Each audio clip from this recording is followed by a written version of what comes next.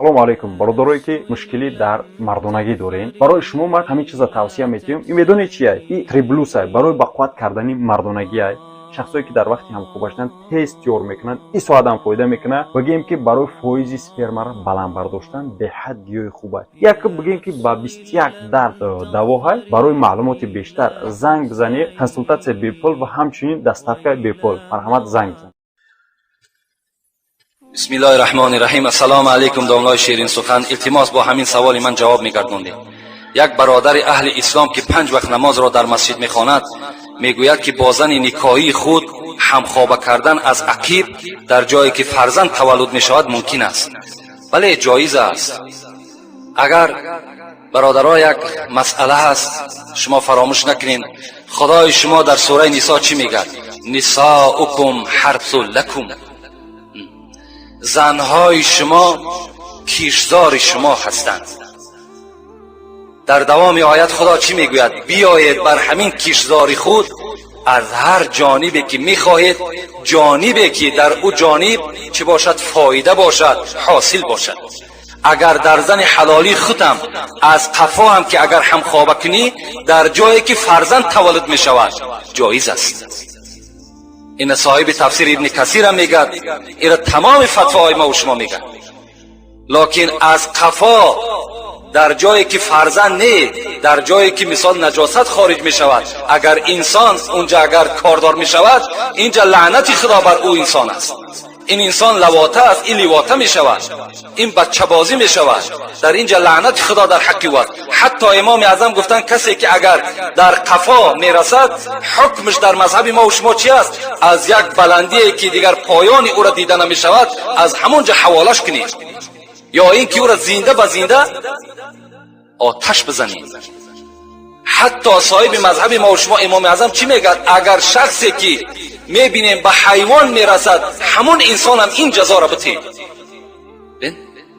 аз ин хотир бо зани ҳалолии худ дар ҷое ки фарзанд таваллуд мешавад боке надорад.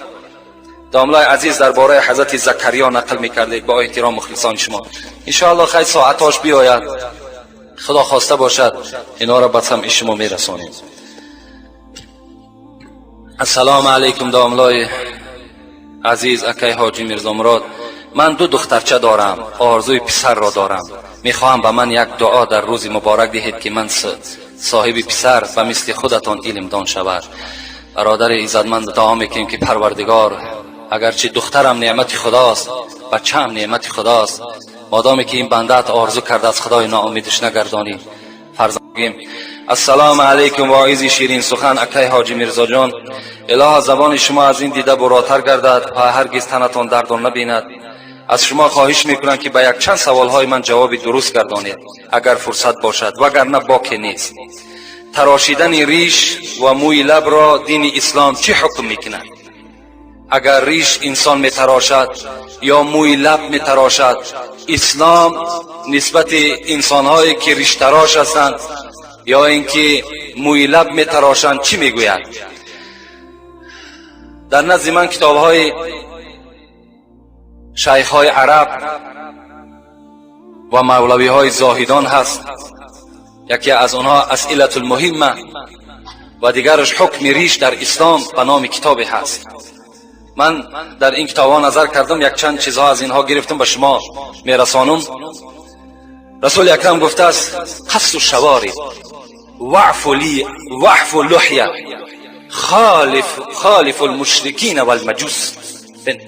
در همین حدیث شیخ‌های عرب میگویند که 2 صیغه امر استفاده شده از پیغمبر، قص الشوارب و عفو اللحیه.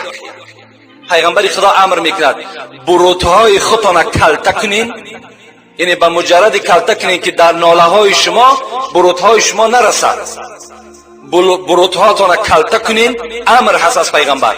وعفو اللحیه و ریشهای خودتان بگذارید.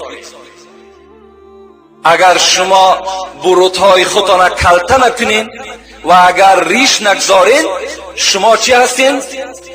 مشرک و مجوس هستید. این شیخ‌های عرب در کتاب اسئله المهمه که چندین مسئله حل می شود این چنین تفسیر کردند. یعنی شما ریش هاتان نتراشین، زیرا که وقتی ریش تراشیدین شما کردار شما، عمل شما تشبیه به مجوس و به مشرکین می شود. از این خاطر پیغمبر چی میگه؟ من تشبه بقوم فهو منهم.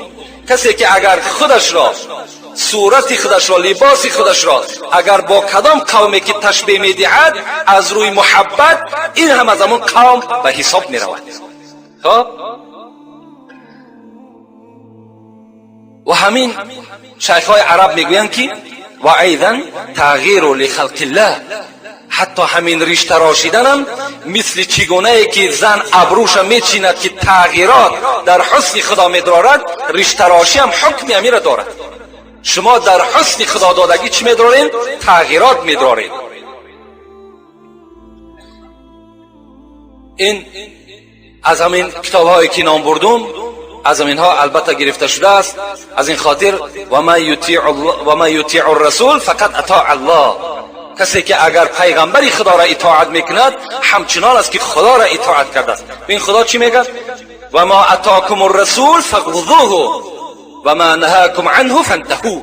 همین پیغمبر شما، یعنی همین محمد صلی الله علیه و سلم، چیزی که برای شما آورد شما او را بگیرید و از چیزی که همین محمد شما را منع کرد شما از او باز ایستید. امروز رسول اکرم امر میکند که ریش بگذارید، برودها را کل تکنید.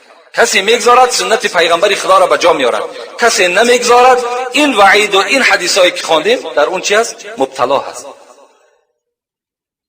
و ریش، این ریش ما الحال ریش نیست.